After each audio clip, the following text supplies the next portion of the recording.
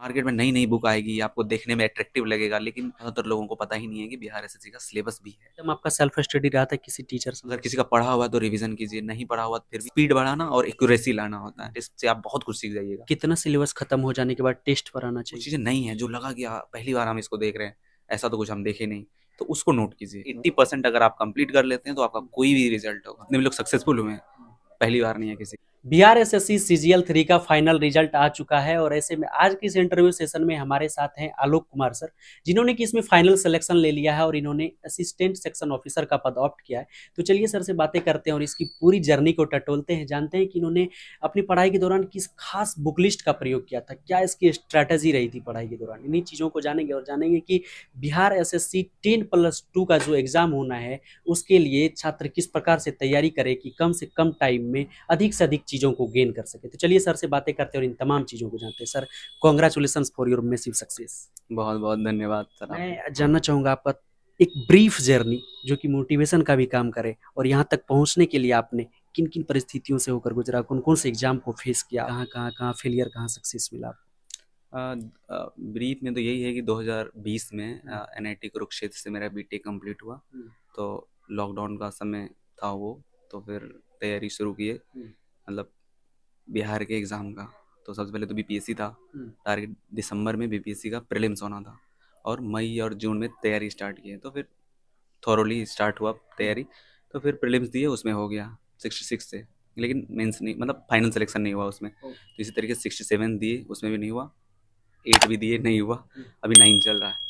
तो उस साथ ही एसआई का आया, तो 2213 में फाइनल सिलेक्शन नहीं हुआ, और 64 पोस्ट वाला एक्साइज इंस्पेक्टर था, उसमें भी फिजिकल में नहीं हुआ, मतलब फाइनल अभी तक हो ही नहीं रहा था किसी में। तो फिर अभी आकर के इसमें सहायक प्रशाखा पदाधिकारी, मतलब अंतिम रूप से। बिल्कुल बिल्कुल। कहीं न कहीं यहाँ तक आपने जो सफ़र तय किया है, तो ये बहुत उतार-चढ़ाव वाला सफ़र रहता है। तो सबसे पहले जो कोई भी छात्र अगर कोई इंटरव्यू देखने आता है, तो वो एक फ्रेशर कैंडिडेट आता है, एक न्यूकमर ही रहता है। आप जब एक नए छात्र थे, जब आपने तैयारी शुरू करी थी, मैं जानना चाहूँगा उस टाइम की आपकी क्या स्ट्रैटेजी रही थी? मेरा पहली बार मेरे दिमाग में तो यही आया था कि जो भी पहला एग्ज़ाम देंगे वो मेरा निकलना चाहिए। तो मतलब उसके अनुसार तैयारी शुरू की है। ऐसा नहीं कि हमको लंबा टाइम चाहिए था, वो मतलब शॉर्ट ड्यूरेशन में हमको करना था। तो उसके अकॉर्डिंग ही मतलब मेहनत भी चाहिए। अब पहला एग्ज़ाम सोच के बैठेंगे, जो पहला एग्ज़ाम देंगे दिसंबर में, जो कि प्रीलिम्स होना था, उस वो मेरा निकलना चाहिए था। तो उसके अकॉर्डिंग तो तैयारी करना था। तो फिर सबसे पहले तो उसका सिलेबस, फिर सिलेबस के अकॉर्डिंग कंटेंट इकट्ठा करना, फिर कंटेंट को बार बार पढ़ना, मतलब फिर रिवाइज करना, फिर उसके बाद टेस्ट देना। अगर कंटेंट आप 60-70% हो जाता है तो फिर आप टेस्ट देना शुरू कीजिए, फिर प्रैक्टिस करते करते करते फिर एक दिन लास्ट में हो जाता है। चीज़ों को लगातार रिवीजन। हाँ, मतलब हाँ, रिवीजन करते करते लगेगा कि हो जाएगा, मतलब सिंसियरली करने से ना हो जाता है, इतना मतलब बहुत कठिन नहीं होता, ठीक है, लेकिन एफर्ट अच्छा लगाना पड़ेगा आपको। अच्छा, आपने बताया कि सबसे पहले सिलेबस, तो सिलेबस बिहार एसएससी की सिलेबस एकदम से डिफाइन है, तो इस चीज़ को आप कैसे किए थे? टॉपिक व टॉपिक एकदम से आपकी चीज़ें तैयार थी या फिर आपने कैसे तैयार किया? सबसे पहले तो ये बात है कि ज़्यादातर लोगों को पता ही नहीं है कि बिहार एसएससी का सिलेबस भी है। तो सबसे पहले तो नोटिफिकेशन के नीचे उसका सिलेबस का पार्ट है, उसमें ये भी मेंशन्ड है कि मैथ में कौन कौन से टॉपिक से क्वेश्चन आएगा, रीजनिंग में कौन कौन से टॉपिक से क्वेश्चन आएगा, करंट अफेयर्स में कौन कौन से टॉपिक से क्वेश्चन आएगा, साइंस में, मतलब साइंस में तो सिंपल लिख दिया है कि 10वीं के स्तर का, मतलब 10th लेवल का आएगा, लेकिन जीके वगैरह में भी स्पेसिफाइड है कि कुछ कुछ कि इस संदर्भ में क्वेश्चन आएगा। तो आप उसको अच्छे से देखिए, और हमको तो लगता है कि पेपर पे लिख लेना चाहिए लोगों को खुद से, ताकि पता चले। हाँ, सिलेबस को खुद से लिखिए, अलग अलग करके कि मैथ में क्या है रिक्वायरमेंट, रीजनिंग में क्या है, उसके बाद जीके में क्या है, तो आप उसके अकॉर्डिंग लिख के उसको प्रॉपर एनालाइज करके, और शायद 2-3 सीजीएल 1 सीजीएल 2 हो चुका है, तो उसका भी पेपर देखिए, मार्केट में अवेलेबल है, उसको देखिए।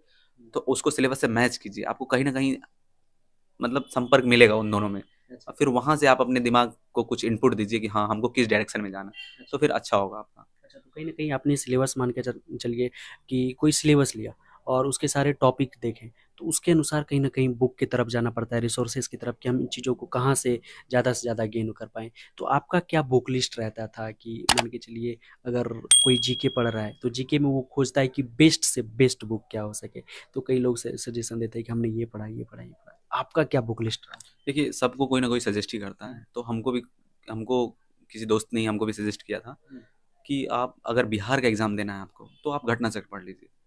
और हम आँख बंद करके घटना चक्र पढ़े। मतलब अच्छा। हाँ, बिल्कुल। कौन उसको कौन सी बुक घटना चक्र में, जो सारी बुक है वो पढ़ी थी आपने या फिर कोई छोड़ा था? नहीं, घटना चक्र में तो जैसे हिस्ट्री पढ़े थे हम्म, और ज्योग्राफी पढ़े हम्म, और इकोनॉमिक्स पढ़े। हम्म, और पॉलिटी के लिए तो मैं हम पहले से लक्ष्मीकांत पढ़ चुके थे, तो वो बिहार के एग्ज़ाम को भी मैनेज हो जाता है उससे। तो बेसिकली मतलब हिस्ट्री, ज्योग्राफी और इकोनॉमिक्स, ये घटना चक्र से पढ़े। एकदम आपका सेल्फ स्टडी रहा था, किसी टीचर से नहीं पढ़ा? बिल्कुल। हाँ, मतलब सेल्फ स्टडी रहा। टीचर से तो बस थोड़ा-सा बहुत टेस्ट टेस्ट वगैरह से संपर्क किए। मार्केट में अवेलेबल है टेस्ट सीरीज़, तो अब तो लेना ही पड़ेगा ना। बस वही। बाकी आपका सेल्फ स्टडी। बिल्कुल, बिल्कुल सेल्फ स्टडी था। और मतलब मेरे मेरे कहने का मतलब, बुक कहने का मतलब ये था कि जो जो जो हमको दोस्त बोला कि आप घटना चक्र पढ़ो, किसी और को कुछ और बताएगा। तो हम मेरे कहने का मतलब ये है कि अगर आप जो भी बुक पढ़ते हैं, शुरू करते हैं, तो आप उस पे स्टिक रहिए जब तक आपका एग्ज़ाम निकल नहीं जाता। अब बुक मत बदलिए। नया मार्केट में नई-नई बुक आएगी, आपको देखने में अट्रैक्टिव लगेगा, लेकिन 80% कंटेंट सब में लगभग में समान होता है। तो आप बार-बार उसको पढ़िए, बार-बार उसको पढ़िए। 80% अगर आप कंप्लीट कर लेते हैं, तो आपका कोई भी रिजल्ट होगा। आप 20% के लिए मत बुक चेंज कीजिए कि ये बुक अच्छा है तो ये खराब है। सब बुक अच्छा है, बस उसको रिपीट करते रहिए जितना हो सके। 10 बार, 15 बार, हमको लगता है हम पढ़ लिए होंगे। 10-15 बार तो हो गया चीज़ों होगा। को रिवीजन ज़्यादा से ज़्यादा बिल्कुल, करें। बिल्कुल, बहुत ज़्यादा रिवीजन कीजिए और बहुत ज़्यादा टेस्ट का ज़रूरत है, जितना मतलब पॉसिबल हो। और अब फिज़िकली प्रेज़ेंट होके टेस्ट दीजिए, अगर किसी कोचिंग वगैरह आस-पास है तो, अगर जा सकते हैं तो वहाँ जाके टेस्ट दीजिए, और उसका एनालिसिस तो है ही। आपने जीके के लिए बता दिया कि किस प्रकार से घटना चक्र फॉलो किया था। अब साइंस के लिए आ जाते हैं। साइंस के लिए आपने क्या किया? साइंस में वैसे मेरा बैकग्राउंड साइंस का है, तो ज़्यादा दिक्कत नहीं हुआ। फिज़िक्स वगैरह तो हो जाता था, केमिस्ट्री भी हो जाता था, लेकिन थोड़ा बहुत बायोलॉजी में तो दिक्कत आया, तो बायोलॉजी के लिए घटना चक्र सब पढ़ सकते हैं, मतलब उसमें ठीक-ठाक दिया हुआ है। हाँ, घटना चक्र ही आपने वहाँ तक भी फॉलो किया था। बिल्कुल, अच्छा, बिल्कुल। मैथ और रीजनिंग, ये इसका जो आधा वेटेज होता है, बिहार के छात्रों का ये पोर्शन बहुत अच्छा होता है। आपने क्या किया था इसमें? मैथ ठीक है, मतलब मेरा बहुत दिन से तो मैथ नहीं पढ़े थे। जब बीटेक वगैरह में तो वो इस लेवल का तो मैथ नहीं पढ़ते, लेकिन ठीक है, हो जाता था थोड़ा बहुत, लेकिन टाइम लगता था। बस यही है कि सब बिहार में ऐसा है कि सबको मैथ तो हो जाता है, तो टाइम कंज्यूमिंग होता है। तो बेसिक बुक कोई भी आर एस अग्रवाल वगैरह, बेसिक चीज़ देखने के लिए, थोड़ा बहुत ट्रिक वगैरह, थोड़ा बहुत जो चीज़ों को आसान कर दे वो। ऐसा नहीं कि ग्रेजुएट लेवल का है तो बहुत ज़्यादा हाई पूछे। बिल्कुल नहीं, बिल्कुल नहीं। बहुत सामान्य सी गणित पूछी जाती है इसमें, इसमें कोई डरने की ज़रूरत नहीं, बहुत सामान्य सी। बस थोड़ा-सा है कि स्पीड बढ़ाना और एक्यूरेसी लाना होता है। तो उसके लिए आप आर.एस. अग्रवाल वगैरह थोड़ा बहुत बेसिक चीज़ों को गेन करने के लिए पढ़ सकते हैं, बाकी आप टेस्ट दीजिए। अच्छा, रीजनिंग के लिए? रीजनिंग के लिए वही पीयूष सर का कोई बुक है मार्केट में, तो आप उसको देख सकते हैं। बस वही चीज़ों को मतलब थोड़ा बहुत लेने के लिए, बाकी आपको खुद से करना पड़ेगा। ठीक है, अगर आप पढ़ लिए हैं किसी टीचर के पास तो बेस्ट है, उसका तो ठीक है, अगर मतलब बेसिक आपका अच्छा हो गया। लेकिन लास्ट टाइम में जो कोई कहेगा कि हम टीचर का सिलेबस पढ़ के कंप्लीट करके हो जाएगा, तो थोड़ा दिक्कत हो जाता है। अगर किसी का पढ़ा हुआ है तो रिवीजन कीजिए, नहीं पढ़ा हुआ फिर भी थोड़ा बहुत टेस्ट दीजिए, टेस्ट से आप बहुत कुछ सीख जाइएगा। तो कहीं न कहीं एक चीज़ और आपसे जानना चाह रहे हैं कि जो बिहार एसएससी 10+2 का एग्ज़ाम आना है और बिहार सीजीएल जिसमें कि आपने सिलेक्शन ले लिया, बहुत ज़्यादा लेवल का डिफरेंस होता है या फिर क्या लग रहा है कि उसमें संख्या कम होती है, इसमें संख्या ज़्यादा होती है छात्रों की, इसका डिफरेंस है? सिलेबस तो देखिए दोनों का सेम है, बस थोड़ा बहुत स्टैंडर्ड का क्वेश्चन का ऊपर नीचे हो सकता है, वो तो देखने को मिलता है हर में, पीटी में। बहुत ज़्यादा या ब- फिर नॉमिनल? बहुत ज़्यादा तो नहीं मिलता है देखने के लिए, वो तो पीटी और मेंस में भी अंतर दिख जाता है लोगों को, यार पीटी में आसान पूछ दिया था, इस शिफ्ट पे आसान है, उस शिफ्ट में टफ है, तो उसी टाइप का डिफरेंस रहेगा। बिल्कुल सिलेबस सेम है, मतलब पैटर्न सेम है, सब कुछ सेम है। पढ़ाई का तरीका भी बिल्कुल हमको लगता है, बहुत लोगों का हमको लगता है जिस जो इसमें नहीं हुआ है तो उसका उसमें अवश्य होगा। मतलब कुछ कुछ लोग जो जिसका मेरिट कितना सिलेबस खत्म हो जाने के बाद टेस्ट पर आना चाहिए? 60 to 70। 60 टू 70 हो जाए तो टेस्ट? बिल्कुल 60 to 70 होते ही आप टेस्ट पे उतरिए। मतलब ये लोग गलतफहमी में रहता है कि हम पूरा सिलेबस करेंगे तो पढ़ेंगे, आज नहीं कल से रिवाइज कर लेते, ये सब बहाने हैं टेस्ट नहीं देने के। अच्छा, टेस्ट टेस्ट को आप कैसे एनालाइज करते थे टेस्ट लगाने के बाद? टेस्ट को सबसे पहले तो चेक चेक करना होता है, फिर पता चलता है ना कि कहाँ कौन सा टॉपिक से मेरा क्वेश्चन गलत हुआ।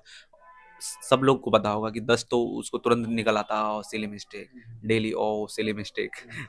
तो मतलब सबसे पहले तो उसको कम करना होता है। टेस्ट वो है, उसके बाद कुछ नए क्वेश्चन आए तो उसको नोट बनाइए अच्छा, उसका। उसका नोट बना। बिल्कुल बिल्कुल, अवश्य अच्छा, अवश्य। नोट किन चीज़ों का बना है? जो चीज़ें नई है एकदम से या फिर जो चीज़ें पढ़ी हुई उस चीज़ों का? नहीं देखिए, जो चीज़ें आप पढ़े हुए हैं तो वो तो कहीं ना कहीं है आपके सिलेबस में, मतलब आपके कंटेंट में। आप क्योंकि आप हम बोल चुके हैं पहले कि रिवाइज रिवाइज रिवाइज, तो वो उसका रिवाइज आपको हो जाएगा उधर से, अब बुक में है। लेकिन कुछ चीज़ें नहीं है जो लगा कि पहली बार हम इसको देख रहे हैं, ऐसा तो कुछ हम देखे नहीं, तो उसको नोट कीजिए। वो आपके वो वही ऐड होते होते 70 जो जहाँ पे हम बोले थे सिलेबस होने के बाद आप टेस्ट देना शुरू कीजिए, तो वो धीरे धीरे आगे बढ़ाएगा। वो 70 के बाद 71 72 टेस्ट से जुड़ते चला जाएगा, तो वो जरूरी है।